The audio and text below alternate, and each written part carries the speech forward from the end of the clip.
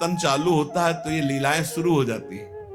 कहीं कहीं प्रभु विराजमान, कहीं कोई लीला, कहीं कोई भाव, कहीं वो हर समय इसी में भूल जाता है। तभी तो देश शुद्धि का विस्मरण हो जाता है, पता नहीं कुछ रात दिवस का।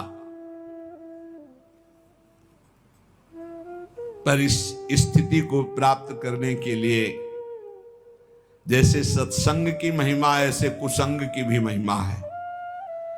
अगर सत्संग भी करोगे और कुसंग भी करोगे तो हो सकता है कुसंग जोरदार हो जाए, क्योंकि बहुत जन्मों से कुसंग ही होता रहा है। श्री नारायण भट्टाचार्य जी के वचन, अभक्त संगो देहोत्थो वाचिको मानसस्तथा त्रिविधोपि परित्याज्यो भक्ति कामनया बुधई कायिकः काय संधात वचसा भाषणात्मकः अन्नादिनां मानसस्तु पारंपर्योर्ध दोषदः। यदि तुम भक्ति के इच्छुक हो, प्रेम के इच्छुक हो, भगवत दर्शन करना चाहते हो तो अभक्तों का संग कभी भूल कर मत करना।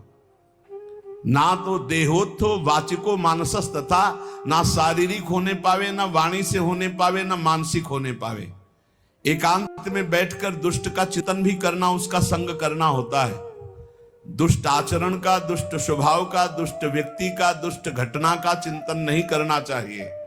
ना उसके विषय की चर्चा करनी चाहिए, बहुत दुष्ट है वो, ऐसा वैसा, आप उसका संग कर रहे हैं। और ना शरीर से संग करना चाहिए। त्रिविधोपि परित्याज्यो भक्ति कामनया बुधई, बुद्धिमान को चाहिए तीन प्रकार का जो संग, शारीरिक, मानसिक और वाचिक, तीनों प्रकार का संग त्याग दे। ऐसे मानसिक सत्संग भी होता है। आज सत्संग में सुना, आज वो संते बोल रहे थे, आज ऐसा, तो आपका सत्संग हो रहा मानसिक, परस्पर बैठ करके भगवत चर्चा ऐसी सुनी, ऐसा ऐसा, ये वाचिक हो रहा है। और भक्तों के संग में बैठे ये शारीरिक हो रहा है। ऐसे ही कुसंग होता है। तो कह रहे हैं कायिका काय संबंधात, देह संबंध से जो अवैष्णव है, भजन नहीं करता, दुष्ट स्वभाव का, वो कोई भी हो, जाके प्रिय न राम वैदेही तजिए ताहि कोटि बैरी सम यद्यपि परम सनेही, कोई भी हो, पिता माता भाई बंधु परिवार का कोई जो भगवान का विरोधी है, किंचित मात्र भगवत भक्ति का अंग उसके हृदय में नहीं है, तो हमारा कर्तव्य है कि जरूरत पड़ने पर हम उसकी सेवा कर देंगे, पर संग नहीं करेंगे, न वाचिक, न मानसिक, न शारीरिक। अधिकार है, तुम पिता हो, माता हो, जरूरत पड़ेगी, तुम दुख में हो, तुम तुम्हारी सेवा कर देंगे, लेकिन तुमसे हम मन नहीं मिलाएंगे, क्योंकि तुम भगवत विमुख आचरण करते हो। जो अभक्त का संग करता है तो भक्ति उसकी बाधित हो जाती है। पुत्र हो अभक्त हो संग नहीं, पिता हो अभक्त हो संग नहीं, माता हो अभक्त हो संग नहीं। तजो पिता प्रहलाद विभीषण बंधु भरत महतारी गुरु बलि तजो कंत ब्रज बनितन भे मुद मंगलकारी। ये दूसरों को मंगल करने वाले बन गए, जो भगवत विरोधियों का त्याग कर दिया। देह संबंध से दैहिक संबंध होता है, देह संबंध अभक्त से न बनने पावे। उसके पास बैठना, उसके संभाषण करना, किसी भी तरह की दोस्ती हमारी अभक्त से नहीं होनी चाहिए। जो भगवत विमुख है बिल्कुल नहीं। भगवत विमुख अगर संग किया तो पक्का भक्ति में बाधा पड़ जाएगी, पक्का बाधा पड़ जाएगी। फिर वाचिक बातचीत करना उसके विषय की, वो है नहीं शरीर से पास, बहुत दुष्ट है, बहुत नीच है, ऐसा वैसा, उसका संग हो रहा है वाचिक, उसकी चर्चा भी नहीं करनी। और फिर मानसिक, मन से उसका चिंतन नहीं करना, और दूसरा मानसिक संग, अन्न दिया हुआ नहीं खाना, भोजन नहीं खाना, अभक्त का दिया हुआ भोजन नहीं पाना। जैसे राजा माधव सिंह ने जब विरोध किया रत्नावती का, तो कहा आज से मैं नियम लेती हूं, तुम्हारे द्वारा दिया हुआ एक कवल नहीं पाऊंगी, राजअन्न का त्याग करती हूं, क्योंकि तुम राजा हो और तुम भगवान के विरोधी हो, संतों के विरोधी हो, इसलिए आज से मैं त्याग करती हूं, न राजमहल में रहूंगी न तुम्हारा दिया हो। ऐसा परम पावन चरित्र है रत्नावती जी का कि ये तो केवल भगवान की सामर्थ्य को धारण करके ऐसा किया जा सकता है। अगर ये निर्वाह न कर पाए और शरीर से अभक्त का संग हो गया या वाचिक या अन्न आदि का, तो आपके भजन में फर्क पड़ जाएगा, आपकी भक्ति बाधित हो जाएगी। और हृदय में किसी जाति पक्ष का गर्व नहीं होना चाहिए भगवान की भक्ति में,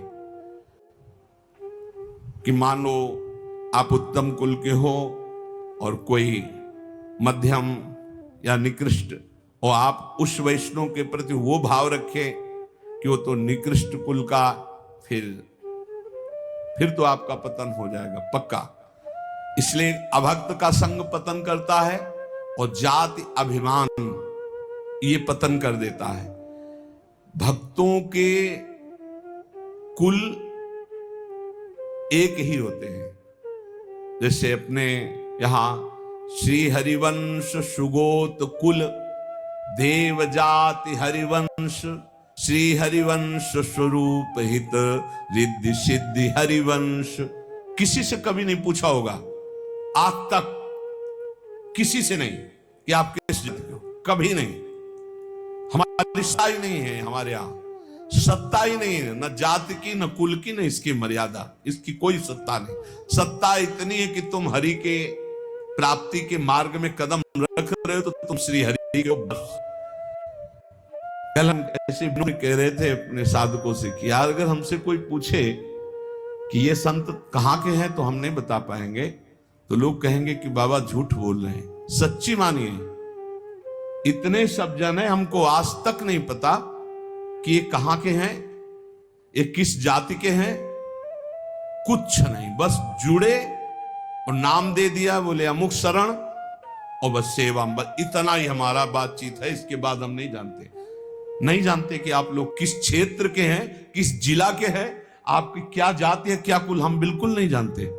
अब आप सोचो, कोई मानेगा 10-10 साल हो गए, 12-12 साल हो गए, ये नहीं जानते कि कहां के, नहीं।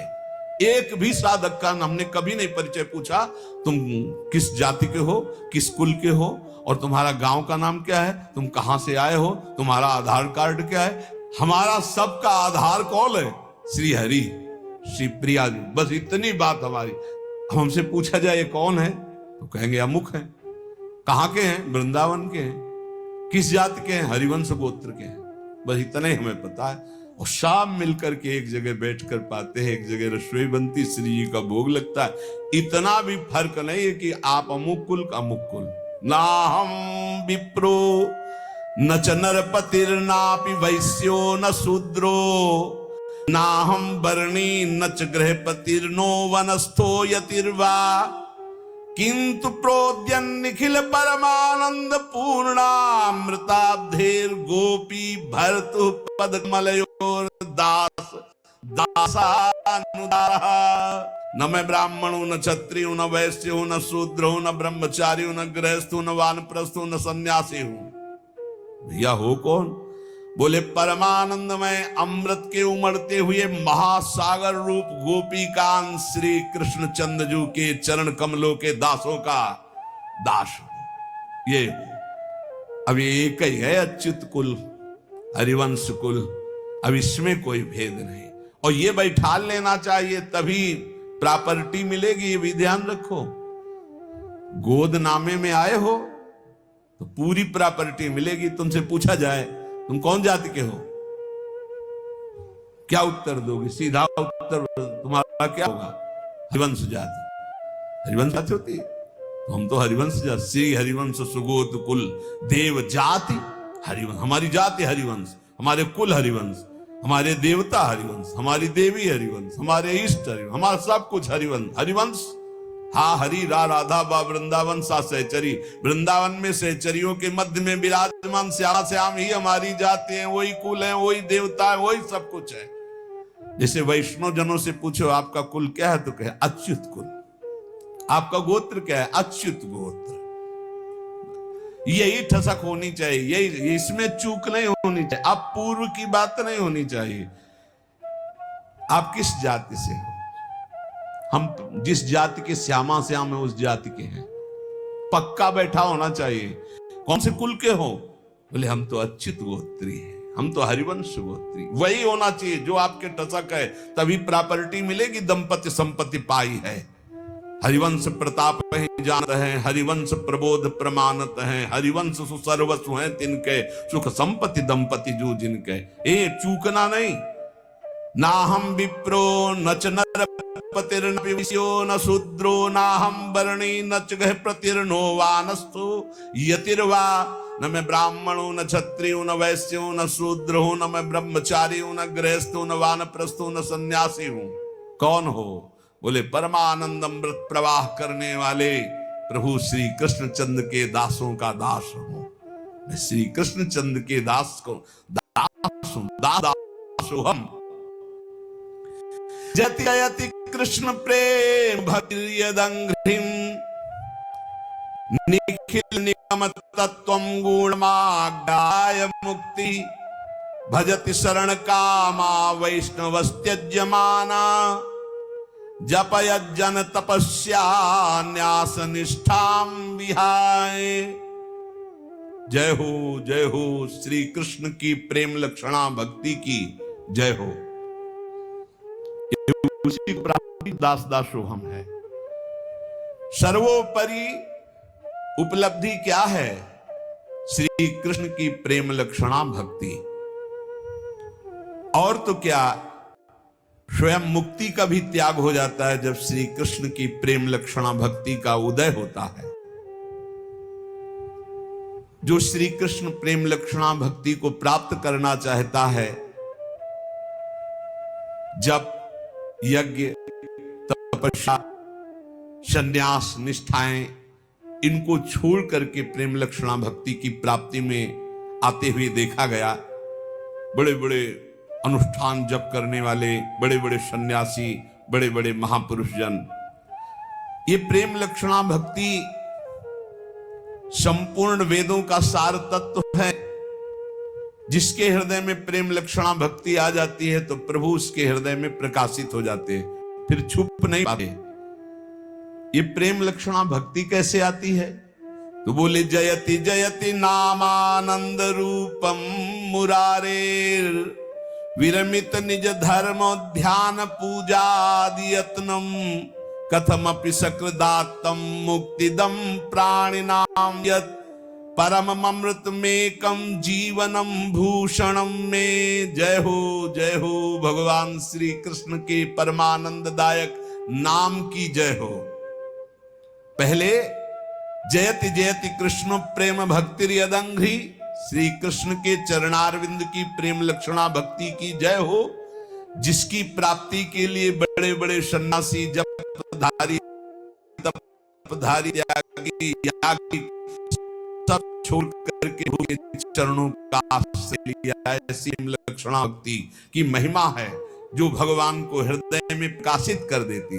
अब ये प्रेम लक्षणा भक्ति मिलती कैसी है, कैसे मिलती है? तो बोले जयति जति नामानंद रूपम मुरारे, भगवान श्री कृष्ण के परमानंद प्रदान करने वाले नाम की जय हो, जय हो। जो सर्वोत्कृष्ट जिसकी जिह्वा पर आ गया, विरमित निज धर्म ध्यान पूजा यत्नम कथमपि सकृदात्तम मुक्तिदम प्राणिनाम परम अमृतमेकम जीवनम भूषणम में। जो नाम है उसमें साफ शक्ति भगवान ने विराजमान कर दी।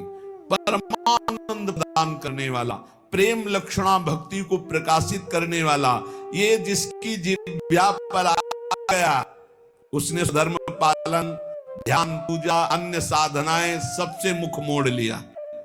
अब तो रात दिन बस नाम जप नाम जप नाम जप। ऐसा श्रेष्ठ प्रेमामृत प्रकाशित करता है नाम जप। एक बार जिसको यमराज ये तो दूर से थर थर कांपने लगते हैं।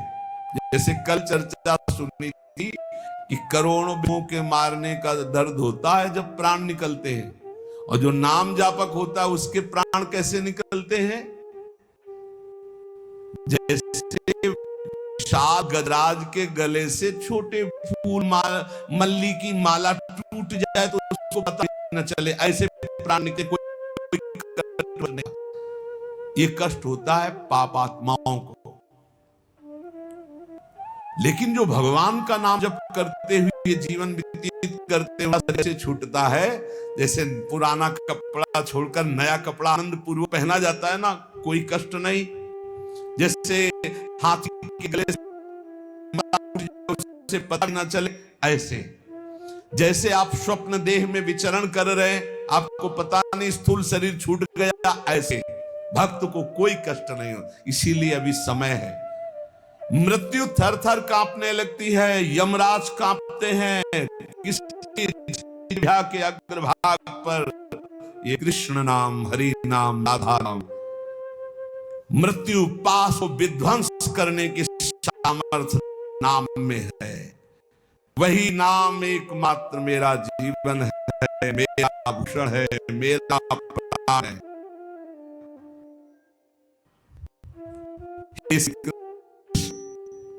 तुम्हारी लीला कथा अमृत का प्रवाह इसी नाम से प्रकट होता है। जो नाम करते हैं उन्हीं का लीला में प्रवेश होता है। एक बस पकड़ लो, इसे भी वर्णन किया। निखिल निगम तत्वम गुणमाज्ञाय मुक्ति मोक्ष पदवी संन्यास। यज्ञ, तपस्या, कामनाओं की पूर्ति, जो जो जैसा सबका त्याग हो जाता है जब भगवान की प्रेम लक्षणा भक्ति जागृत होती है। और ये प्रेम लक्षणा भक्ति जयति जयति नामानंद रूपम मुरारे। पकड़ लो, हर समय नाम क्या जाता है? राधा राधा राधा, राधा वल्लभ श्री, राधा वल्लभ श्री, राधा वल्लभ। एक मत सुनो मन की, मन ये बहुत दुष्ट है। एक रुको, हमारी बात सुनो, बहुत सुना दिया इसने, इस दुष्ट की बात मत सुनो, अब महापुरुषों की बात सुनो। नाम पकड़ लो, थोड़ा समय रह गया है, डूबने वाला है जहाज। यात्री सावधान, नैया भंवर में फंसी है, जहाज डूबने वाला है। व्याकुलता पूर्वक काम नहीं चलेगा। जैसे उसमें नहीं होता वो पहिया वाला, ऐसे डाल लेते हैं, ऐसे जैकेट बांध लेते हैं, फिर कूद पड़ते हैं। तो ऐसे ही नाम रूपी जैकेट बांध ली, अभी डूबने नहीं देगी। नहीं, भगवद आश्रय रूपी वो बढ़िया। और उधर से श्री कृष्ण दौड़ के आ रहे हैं, वो हमको अपनी कृपा रूपी नाव में बैठा के भव सागर से पार कर देंगे। तब तक के लिए श्री कृष्ण राधा राधा राधा राधा। मान लो नैया बिल्कुल भंवर में डूबने वाली है। एक बहुत विवेकवान, उन्होंने कहा कितनी श्वासें होती हैं, उतने नाम हम जप लेते हैं, हमारा कल्याण हो जाएगा। कल्याण तो हो जाएगा, भगवान का नाम तो मंगलमय है। बोले जितनी श्वासें होती हैं उनके गणना में हम नाम जप कर लेते हैं, हर श्वास में तो हम नहीं जपते। थोड़ी देर बैठ करके जल्दी जल्दी नाम उतने कर लेते हैं। बकाया शेष समय स्वतंत्र मौज में हमका उस समय मृत्यु हुई तब चिंतन जो होगा तो अंतः सो गति। हमारा मतलब संख्या से नहीं है, ये भ्रम भूल जाओ आप कि आप संख्या से भगवान को खरीद लेंगे। हमारा मतलब है प्रेम पूर्वक हर क्षण उनका स्मरण करना। सातु दीर्घ कल निरंतर सत्कार सेवितो दृढ़ भूमि। हमको संख्या से क्या करना है? वो संख्या से नहीं मिलते भाई, नहीं मिलते। संख्या से मिलना होता तो अहम करके जप करके संख्या से प्राप्त कर लिए जाते पक्का। वो संख्या से नहीं, वो एक में भी मिल सकते हैं, वो 1 लाख में भी मिल सकते हैं, वो 1 करोड़ में भी मिल सकते हैं, वो 100 करोड़ में भी नहीं मिल सकते। गांठ बांध लो, हम कह रहे हैं आर्थ होकर जिसने दिल से पुकारा तो एक ही बार में शोभा झलकने लगी। एक बार जिन नाम ली हित सो होयति दीन, आको संग न छाणहि ध्रुव अपनो कर ली।